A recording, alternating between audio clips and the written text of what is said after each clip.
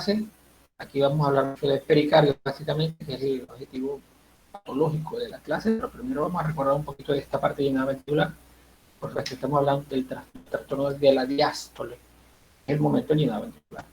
Vamos a describir el llenado ventricular y los factores de los que depende el llenado ventricular, las causas que pueden alterar ese llenado. Después vamos a ver pericarditis, definir pericarditis de su forma evolutiva, la presentación clínica y etiología. Y los mecanismos fisiopatológicos en las variantes, que es el taponamiento cardíaco o en la pericarditis constrictiva. La clínica y la paraclínica de ambos casos. Este es el ciclo cardíaco. Todo estudio de cardiología tiene que comenzar por acá, por entender esto. Tanto en semiología, que es indispensable para entender la semiología, aprender el ciclo cardíaco de esta manera. Esta tabla originalmente la vi en Gannon, en el Gannon de fisiología, y posteriormente lo he visto en muchos libros de texto. ¿Okay? Y realmente es la mejor manera de entender el ciclo cardíaco y aprender semiología. No se puede de otra manera. Aquí tenemos las distintas fases del ciclo cardíaco, desde la sístole auricular hasta el llenado pasivo del ventrículo. Todas las fases la clasifican en esta esquema en 1, 2, 3 y 4. ¿Okay? Y todas ellas vamos a repasar. Vamos a comenzar el ciclo cardíaco por alguna parte, es un ciclo, es redondo, pero vamos a comenzar por una parte. Vamos a comenzar con la onda P, que es el marcapaso fisiológico en el electrocardiograma, que es la despolarización de la aurícula. Aquí comienza el primer impulso en la onda P. La onda P del electrocardiograma. Inmediatamente esto pues en el nodo sinusal aparece la despolarización y comienza la despolarización de las aurículas, generando la sístole auricular, que aparece como la fase 4C, es la sístole auricular. Cuando ocurre la contracción de las aurículas, por supuesto lo que sube es la presión de las aurículas, discretamente porque no son paredes musculares gruesas, básicamente son paredes muy delgadas, pero es lo que ocurre en esta fase con la sístole auricular. Al ocurrir la contracción de las aurículas, estamos en diástole, que estamos iniciando la diástole, aumenta discretamente la presión de la aurícula, lo que termina por producir el llenado ventricular. El último componente del llenado ventricular, si lo ven por acá, el volumen del ventrículo izquierdo llega al tope en este momento en que ocurre la contracción de la aurícula. Después del impulso nervioso, después de polarizar todas las aurículas, entra en el retardo del nodo auriculoventricular, la parte eléctrica, que es este PR que está. Este retardo es el que permite sincronizar perfectamente primero la contracción de la aurícula, terminar, completar el llenado y la contracción ventricular. Entonces, después viene el complejo QRS, que es el complejo de despolarización del ventrículo. Es la contracción ventricular, la sístole ventricular, que la vamos a ver en tres fases: 1, 2A y 2B. En la fase 1 lo que ocurre es la contracción isovolumétrica. ¿Qué es eso?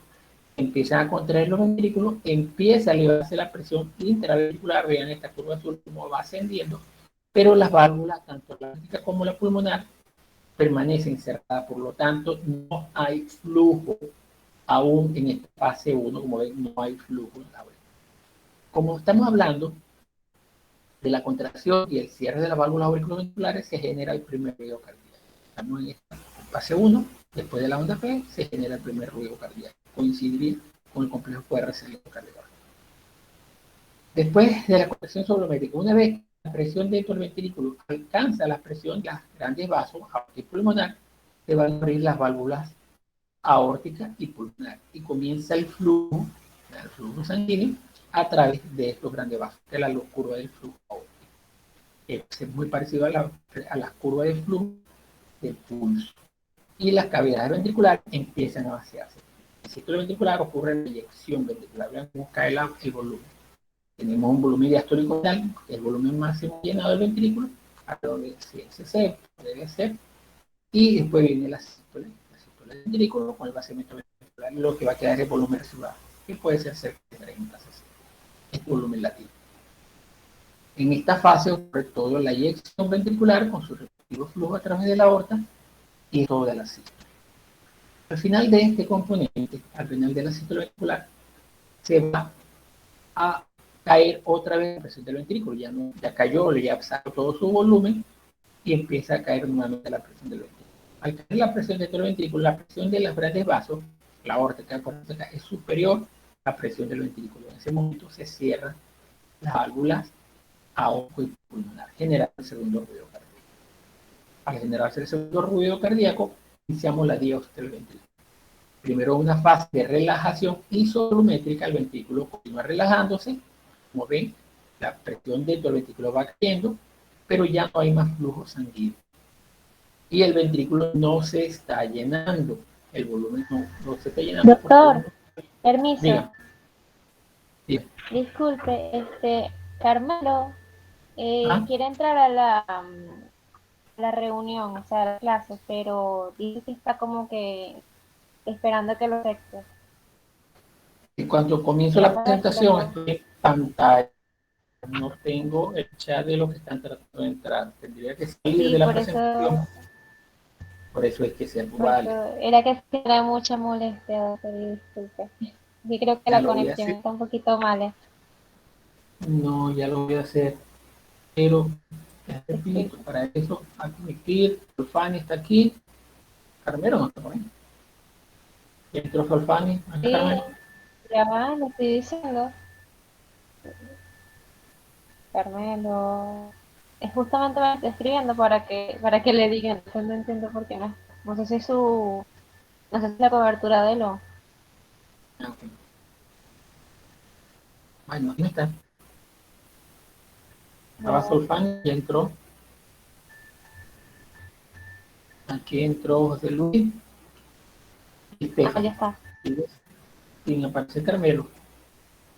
Ah, apareció Carmelo. Ok. Ahora sí. Ya. Ok. Gracias, doctor. Que Carmelo te pague el favor después. Sí, me debe un Ok. platonito. Sí, por lo menos. A ver qué hice acá. No, aquí. Vamos para la presentación otra vez. Y volvemos a la presentación. Pantalla completa. ¿Estamos en la presentación? Sí, doctor. Gracias. Ok. Comencé diástole, relación volumétrica. Voy a finalizar cuando baja la presión del ventrículo y empieza a estar por debajo de la presión de los grandes vasos, ocurre el cierre de la aorta.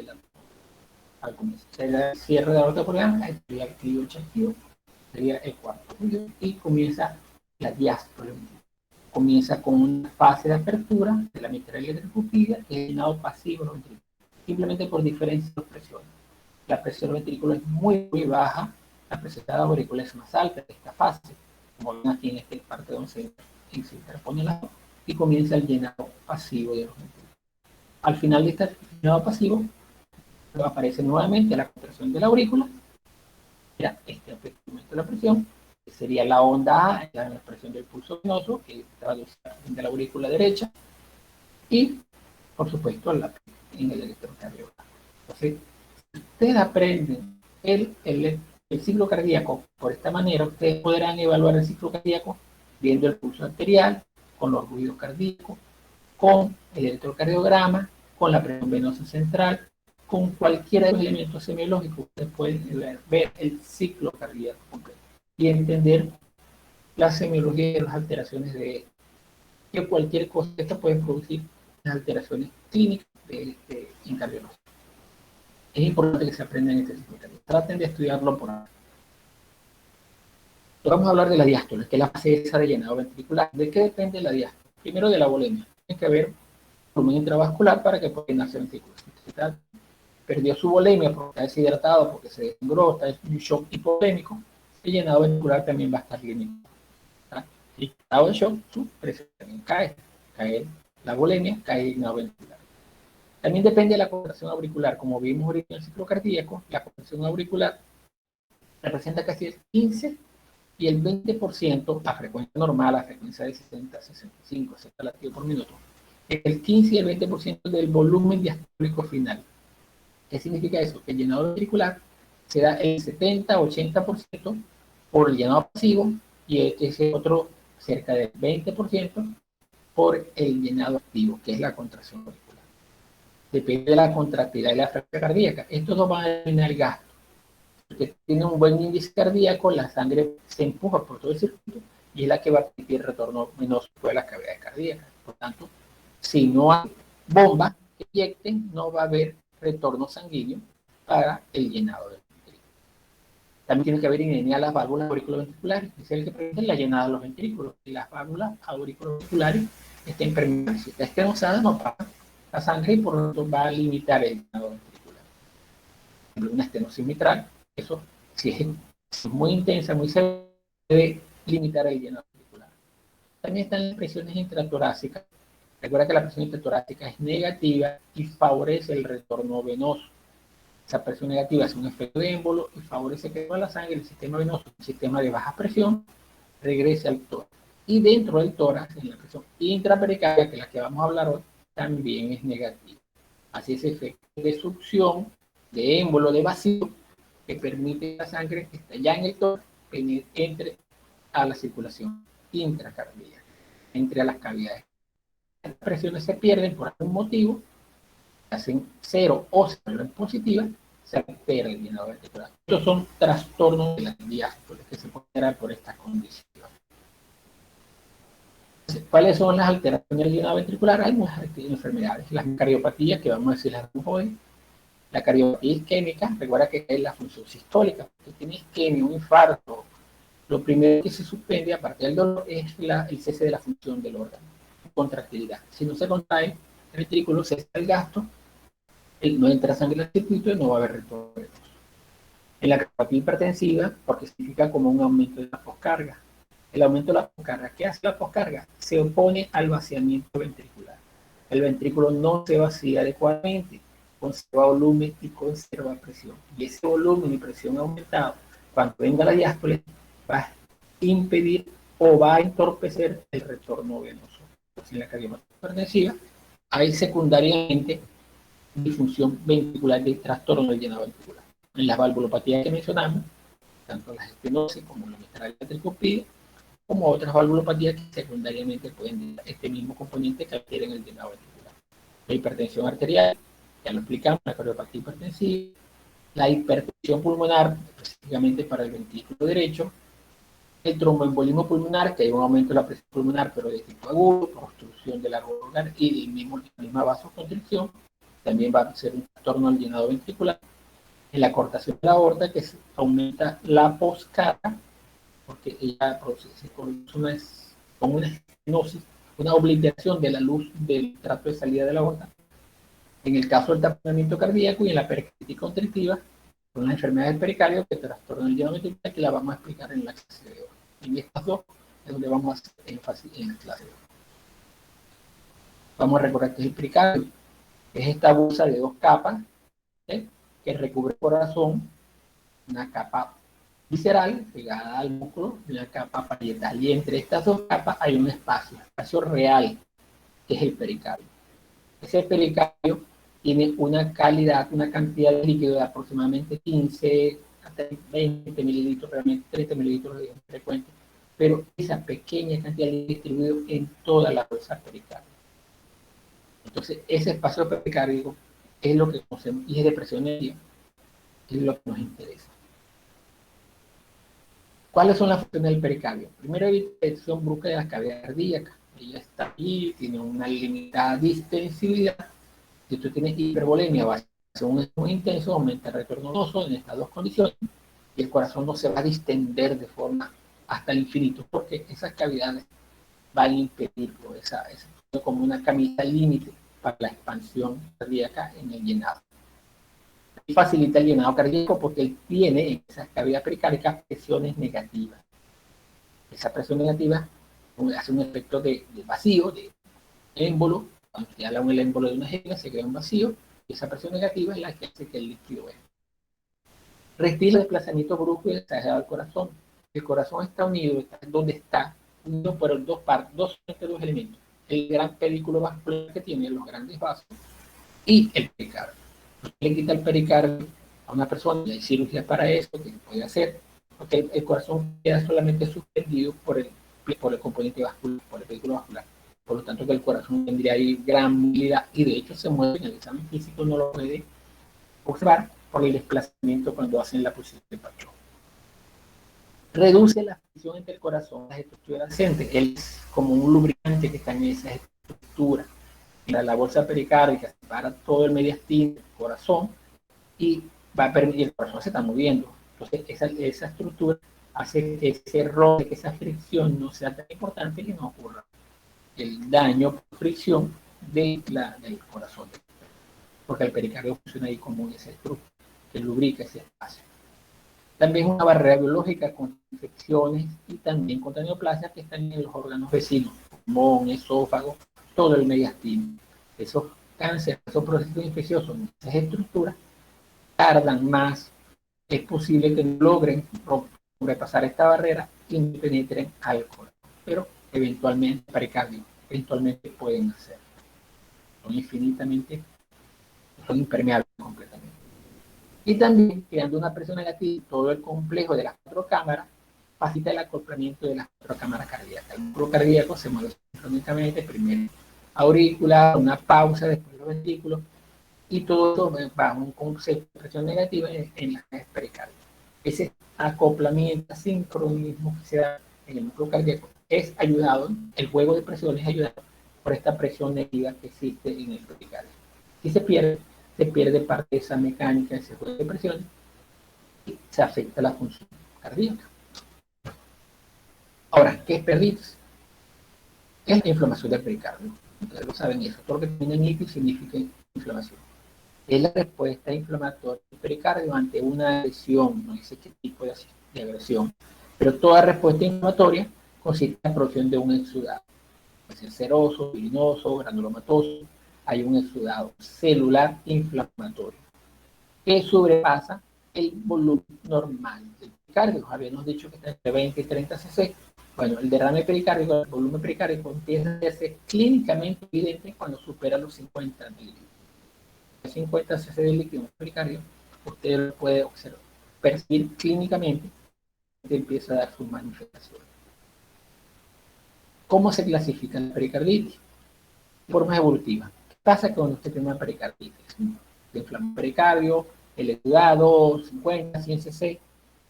Pueden pasar 3 cosas. Primero, ese líquido se reabsorba y vuelve a toda la normalidad. Curación ocurre con la mayoría de las pericarditis, sobre todo las de tipología viral. Se reabsorbe el exudado y no pasó nada. Hay la curación, la forma de la curación, puede ser que el derrame pericárdico aumente en una cuantía muy importante, supere los 100, 200, 300, 500 cc. Al aumentar la cantidad de líquido en el pericardio también aumenta las presiones y va a producir el taponamiento cardíaco. Eso es una complicación de una pericarditis. Este taponamiento cardíaco produce una pérdida de la capacidad de la función de la bomba. Después vamos a explicar la fisiopatología. ¿Okay? Esto es un estrés agudo o agudo. Pero también puede ocurrir que ese proceso de inflamatorio se vuelva crónico, se transforme en fibrótico. Entonces parece la pericarditis efectiva. No hay gran cantidad de líquido, pero el pericardio se vuelve una serosa fibrosa que restringe la movilidad y la capacidad de distensión del corazón, como una camisa de fuerza para una talla más pequeña. Así que imprime realmente el corazón, lo impide su movilidad y aparece la pericarditis. Eso es lo que puede ocurrir en una pericarditis, que se absorba, que se tapone o que se vuelva una pericarditis. Afortunadamente, más frecuente es la reabsorción. También lo podemos clasificar según el tiempo de evolución. Una clasificación clínica según el tiempo de evolución. Cuando hablamos de una pericarditis aguda que tiene menos de 6 semanas, aparecen los síntomas de la clínica del paciente. Una subaguda que va entre 6 semanas y 6 meses, puro 6. Y cuando hablamos de pericarditis crónica, que tiene más de 6 meses. Esto a veces ayuda también con la etiología. Estamos hablando de neoplásicos, tuberculosis, por ejemplo, para la pericarditis crónica. Las agudas generalmente son de origen viral. Entonces, así tenemos clasificación entre un grupo y otro. La etiología de las pericarditis. Aquí hay una clasificación viendo las causas. Como vemos, las infecciosas son las causas, pues, depende del lugar donde ustedes trabajen, en qué entidad, qué hospital, la capacidad diagnóstica que tienen esos centros. Si tienen buena capacidad diagnóstica, ustedes van a hacer diagnóstico de pericarditis infecciosa en muchas frecuencias, posiblemente sea la causa más. Pero si no tienen mucha capacidad diagnóstica en el centro, los más probable es que queden como idiopáticas, que no tienen idea de la causa, simplemente aparece una pericarditis. Cuando son de causas infecciosas, las causas infecciosas pueden ser virales, bacterianas, parasitarias o micóticas, ya que tenemos los agentes más frecuentes en cada uno de ellos. Como vemos, la pericarditis viral, que de estas infecciosas, las virales son las más frecuentes. Y dentro de las virales, las más frecuentes es el virus Coxsackie, tanto el A como el B. Pero también puede haber un ecovirus, hay unos virus. Puede haber virus menos frecuentes como el virus de la hepatitis, aunque el virus de la hepatitis es trópico para el hígado, también puede afectar otros órganos, en este caso el de la varicela zoster, el del VIH y el de las paperas, la papitis, sí puede dar una pericarditis. También hay cótica, donde el histoplasma es el más frecuente. Pacientes inmunocomprometidos puede encontrar una pericarditis micótica, es quizás una de las menos frecuentes. También el inmunocomprometido, las cándidas, los cocidos de immunitis son frecuentes. Las bacterianas, ahí tenemos el Streptococcus pneumoniae y el Staphylococcus aureus. También puede haber una Neisseria o Mycobacterium, que es el típico de las formas crónicas, con alguna frecuencia en el medio donde hay tanta miseria. También están las legionelas y las parasitarias, donde la tritanosomiasis, la schistosomia, la filaria, el cisticerco y la toxoplasmosis son las causas que predominan para una pericarditis de tipo parasitaria. Cualquiera de ellas puede ser una pericarditis de origen infeccioso. Dentro de otro grupo, las no infecciosas están, por supuesto, las idiopáticas. Dependiendo del sitio donde trabaja, va a aparecer las idiopáticas como la más frecuente. Pero puede ser idiopática simplemente porque no lograron diagnosticar la etiología. Pero si usted logra que la etiología tiene buenos métodos diagnósticos, las idiopáticas serán un grupo menos. Eso depende del reto de diagnóstico, no quedarse sin diagnóstico, pero no caigan acá. Entonces, dependiendo la literatura del centro que usted lea, van a poner idiopáticas frecuentes o poco frecuentes. Dentro de las causas no infecciosas de etiología de pericarditis están las autoinmunes. Dentro de la autoinmune están las enfermedades de colágeno vascular, como el lupus eritematoso sistémico y el artritis reumatoide. El mixedema, el paciente con hipotiroidismo, causa traumática, generalmente es un hemopericardio, un accidente de tránsito, le pegas el pecho volante, es un ejemplo de, ya no puedo tanto por las bolsas de aire, pero anteriormente sí ocurría con bastante frecuencia los hemopericardios. También puede ser por una lesión cardíaca posterior al infarto, esto se llama el síndrome de Dressler. Varios días, entre 3 y 5 días después de un infarto, ese infarto cuando es transmural puede inundar el pericardio con sangre. Entonces tienes un hemopericardio por lo menos seroso, serohemático por infarto y es un síndrome de Dressler. Y tiene la misma clínica de pericarditis, dolor que puede confundirse con un reinfarto. Esa pericarditis puede verse también posterior a un proceso quirúrgico. Es relativamente frecuente toda cirugía de corazón abierto donde se corta el pericardio, que sea en pequeños quistes o incluso una pericarditis, un proceso inflamatorio en el pericardio que usted seccionó. Posterior a radiaciones, si usted da radiaciones en el tórax, porque patología, esófago, nuevamente, estamos hablando de pericardio, puede ser de mediastino, puede ser un linfoma, cuando usted dando radiaciones en esta área, puede producir pericarditis actínica por las radiaciones.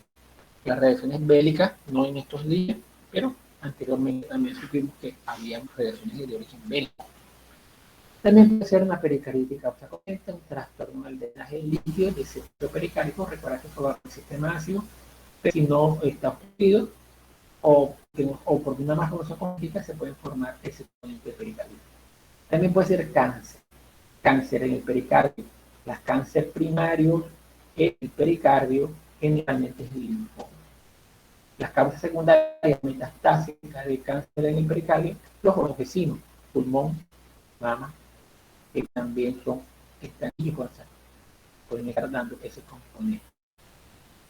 La pericarditis en el urémico, el paciente urémico con falla renal crónica o postdialítico es relativamente extraño porque el paciente con falla renal crónica urémico puede tener pericarditis, pero es mucho más frecuente una vez que iniciamos el proceso de diálisis. Posiblemente sea por los cambios bruscos del medio interno, de la osmolaridad del medio interno, por la diálisis, que se termina de precipitar el derrame pericárdico. Pero es algo que podemos encontrar muy frecuentemente en este grupo de pacientes.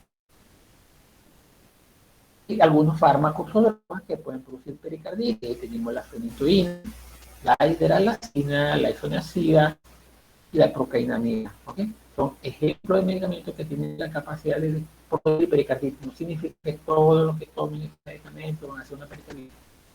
Si tiene una pericarditis, toma estos medicamentos, son sospechosos. Es posible que sean la causa de la pericarditis y hay que considerarlo. Ok, vamos a hablar de la fisiopatología en las dos formas de pericarditis. Habíamos dicho que efectivamente pueden ir a taponamiento cardíaco o a pericarditis restrictiva. En el taponamiento cardíaco es que el volumen es muy alto, se llena el pericardio, aumenta el volumen pericárdico con gran intensidad y eso por supuesto, estamos hablando dentro de una cavidad, en la cavidad como está llena de agua o de líquido, aumenta la presión intrapericárdica. Cuando la presión intrapericárdica es mayor, positiva, mayor que las presiones de las cavidades cardíacas en diástole. Recuerda que las cavidades derechas del corazón son las cavidades de baja presión y en diástole pueden llegar incluso entre 0 y 5 mililitros de mercurio. Entonces, puede producir colapso de esas cavidades derechas, porque si es más fuerte la presión del pericardio que tanto la cavidad colapsa. Y si colapsa la cavidad derecha, o va a llegar la sangre al corazón izquierdo. Cae el llenado ventricular izquierdo por el colapso de la cavidad derecha, cae el volumen sistólico y el volumen sistólico es un determinante del gasto cardíaco. Órganos que van a estar hipoperfundidos, insuficiencia cardíaca, pero por falla de perfusión, por bajo gasto. Si lo vemos como mecanismo compensatorio de caída del volumen sistólico, se activa el tono simpático. Entonces hay vasoconstricción periférica, aumenta la resistencia vascular periférica, tratando de redistribuir el flujo, el poco flujo sanguíneo que hay, o gasto. Taquicardia compensatoria, porque mantiene el gasto no por volumen, sino por frecuencia. Taquipnea para tratar de oxigenar la sangre y activación del sistema renina-angiotensina. También está hipoperfundido el riñón, va a haber hiperaldosteronismo. Esto ocurre con el paciente cuando ocurre el taponamiento cardíaco. Básicamente, el colapso de la cavidad derecha cuando superan la presión diastólica de esas cavidades. Ahí ocurre el colapso de cavidades y produce la clínica. Ese es el momento urgente tumbar esa presión intrapericárdica. Esto se vuelve una emergencia quirúrgica. El cirujano de tórax o el cardiólogo o el emergenciólogo o quien esté cerca y tenga una aguja en la mano, puede hacerlo, sepa hacerlo, por supuesto. Pinchar el pericardio, sacar líquido y dar la presión para que el corazón pueda llegarse y bombear sangre nuevamente. La pericarditis contractiva diferente, no es tanto por el volumen, sino por la fibrosis del pericardio, un proceso inflamatorio crónico.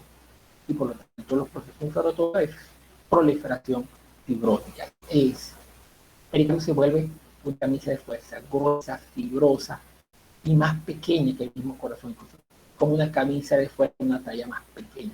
De la distensibilidad cardíaca se pierde. Recuerda que en diástole entra el volumen llenado ventricular, viene de ventrículo hacia el ventrículo. Al entrar en el ventrículo, las paredes del ventrículo se distienden. Los franceses lo dicen como compliance. Eso significa que tiene distensibilidad. Pero si por fuera de ese ventrículo está un pericardio restrictivo, todo fibroso, esa distensibilidad no se da. Entonces entra el volumen, con muy poco volumen de llenado ventricular, sube la presión dentro del ventrículo. Sube tanto la presión que en un momento se hace superior a la presión de la aurícula e impide el llenado correcto de la aurícula, la disfunción diastólica, que aumenta la presión de forma retrógrada y todo el circuito venoso a la izquierda, circuito pulmonar y con bajo llenado ventricular. Si el ventrículo se llena menos, cuando venga el volumen, la contracción ventricular también va a tener el volumen latido. Y si hay el volumen latido bajo, eso es bajo perfusión, bajo gasto cardíaco, insuficiencia cardíaca. Mecanismo compensatorio, aumento de la actividad del tono simpático. Por lo tanto, la clínica es muy parecida en algo, lo que es diferente es el inicio de la fisiopatología. La clínica es una pericarditis. Lo que vimos ahorita en la fisiopatología entendemos la clínica. Esto es lo que describió Kussmaul. Kussmaul describió tanto el signo de Kussmaul como el pulso venoso de Kussmaul. El pulso arterial paradójico, que es el signo, él lo describió. El pulso arterial paradójico es que normalmente en inspiración la amplitud del pulso disminuye. ¿Por qué disminuye el volumen latido? Porque el circuito pulmonar, que es vaso de capacitancia, en inspiración aumenta su tamaño. Entonces la sangre se queda en esos vasos de capacitancia pulmonar y la amplitud del volumen sistólico. El volumen latido disminuye, por lo tanto baja sistólica. Esa amplitud del pulso. Al bajar la sistólica, por la inspiración, es lo que ocurre normalmente, eso es fisiológico. Lo que es paradójico es que esa disminución sea muy marcada. En inspiración, la amplitud del pulso debería bajar no menos de 5 milímetros de mercurio, 2 milímetros de mercurio, 3 milímetros de mercurio. Pero cuando supera de 5 a 10 es sospechoso, más de 10 ya usted dice pulso arterial paradójico. Es una manifestación muy sensible y específica de taponamiento pericárdico. El sincus maul es otro componente también descrito por un pulso, pero en este caso es con el pulso venoso. En inspiración, el pulso venoso disminuye, el tope oscilante baja, porque en inspiración aumenta la sangre en el circuito pulmonar y eso favorece el vaciamiento del corazón derecho. Recuerda que el corazón derecho va al pulmón y del pulmón se va al corazón. La sangre acá va al pulmón saliendo del corazón derecho. Al salir la sangre del corazón derecho baja las presiones en las cavidades derechas en la aurícula derecha. Eso significa una disminución del tope oscilante del pulso venoso yugular en inspiración. Eso es lo fisiológico. Pero en pulso maul, cuando el corazón está taponado, en vez de bajar, sube la presión venosa. Usted inspira, el paciente inspira y sube el tope oscilante. Ese es el signo de pulso maul en el pulso venoso. También está la triada clínica, que es la triada de Beck.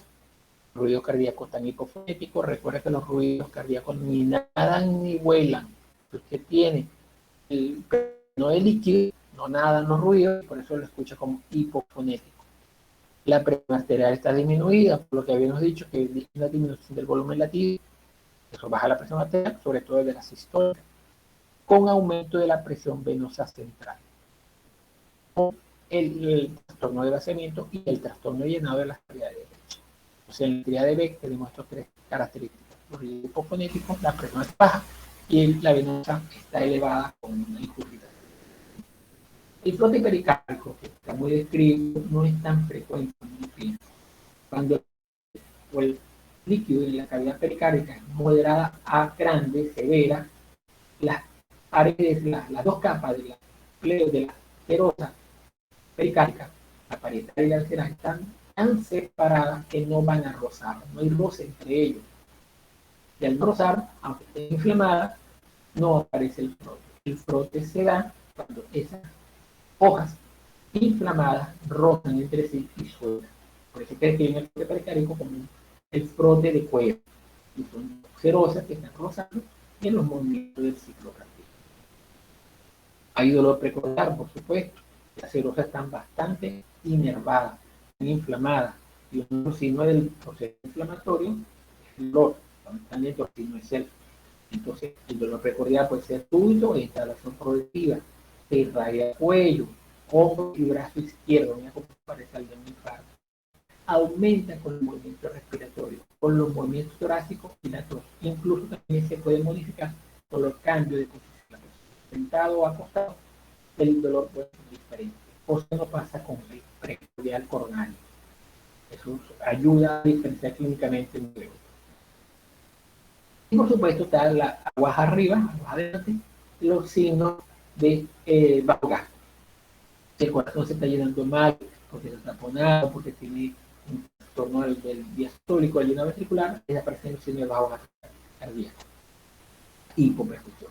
Al sistema nervioso central, el paciente puede estar con estupor, agitación, no están llegando suficientes al cerebro, puede haber frialdad, la distribución que hace el sistema nervioso autónomo con vasoconstricción periférica, sudoración también por activación de simpáticos, activa la glándula sudorípara, apnea y taquicardia. Tratando de compensar el bajo gasto, aumenta la taquicardia. Exámenes paraclínicos para el diagnóstico de la pericarditis. Si hace un rayo X de tórax, es un taponamiento cardíaco, va a haber un aumento importante de la accidente cardíaca. Realmente se supera los 250 mililitros, un cuarto de litro. Con volúmenes más pequeños quizás no se observe en una raya X. Y muchas veces no sabemos diferenciar bien el límite del músculo y el del líquido, porque las densidades radiológicas son muy parecidas. Entonces lo que vemos es una silueta de un corazón grande, pero no sabemos si ya estaba grande antes de que tuviera el derrame pericárdico. No tenemos una rayos X previa, es decir, creció la silueta cardíaca de un derrame. Si le hacemos un electrocardiograma, vamos a encontrar microvoltajes, lo mismo que el fluido cardíaco que no están a través del líquido, los impulsos eléctricos en un electrocardiograma, un paciente con una pericarditis, un derrame pericárdico, taponamiento, no llega igual a los electrodos de superficie y aparecen los complejos eléctricos más pequeños. En todas las derivaciones hay microvoltajes. Puede haber alternancia eléctrica. Alternancia eléctrica, un latido, un latido de una amplitud mayor seguido de un latido de una amplitud menor. Que puede ser mayor, menor, mayor, menor, mayor, menor. Y en esa alternancia del tamaño del impulso eléctrico es que usted va a encontrar eso de pericarditis, aunque también se puede ver en intoxicación digital, no es específico. Igual que los trastornos de polarización, nada específico. Puede haber elevación del segmento T, elevación de lambda T, y incluso una depresión del segmento P. Este último es el más específico. Es muy, muy poco sensible. Cuando tenemos trastorno de repolarización, podemos presentar trastorno iónico, electrítico, sobrecarga de presión, sobrecarga de volumen, isquemia, miocarditis, pericarditis, como ves, es muy, muy inespecífico. Entonces el electrocardiograma te orienta, pero no es el diagnóstico de certeza. El diagnóstico de certeza, el electrocardiograma. Este es considerado aún el estándar de oro para el diagnóstico de pericarditis. A partir de los 20 mililitros, o sea, desde el primer mililitro después del valor normal, ya el ecocardiograma es capaz de determinar. Y te dice qué volumen hay, ocultación, dice el volumen estimado que hay en el pericardio. El diagnóstico de aumento o no de ese volumen interno. El ecocardiograma con mucho es el estándar de oro para el diagnóstico de pericarditis, derrame pericárdico, taponamiento, cualquiera o no pericárdico. Otras imágenes de alta resolución, resonancia magnética nuclear, tomografía computarizada de tórax, puedes ver el pericardio en sus capas y ver cómo están engrosadas, incluso algunas características del pericardio, si tienen granulomas, uno puede orientar discretamente un poco más sobre la etiología de esa, pero no supera el ecocardiograma en sensibilidad y especificidad, así que sí sirve para ver mejor las estructuras adyacentes del pericardio, del redondel, de la cavidad cardíaca, esófago, pulmones, todos esos elementos que están alrededor del pericardio, alrededor del corazón, para tratar de diferenciar de dónde proviene el proceso inflamatorio. Hay que proceder de esas estructuras adyacentes. Ok, hasta acá la fase 1, la de pericarditis. No, ¿sí? Creo que voy a esto. Ok. Vamos a salir de acá. Cerrando. Ok. Preguntas hasta ahora, antes de comenzar con mi carrera. Pueden hacerlo por chat o por micrófono. Profe, buenas tardes. Dime, Carlos. Referente a la fecha del parcial, ¿cómo quedamos? Ahorita las preguntas de clase, por favor. Ok. Doctor, vamos a ver 2 teorías hoy entonces. ¿Sí? Ok, entendido. ¿Alguna otra pregunta de la clase antes de pasar con la segunda?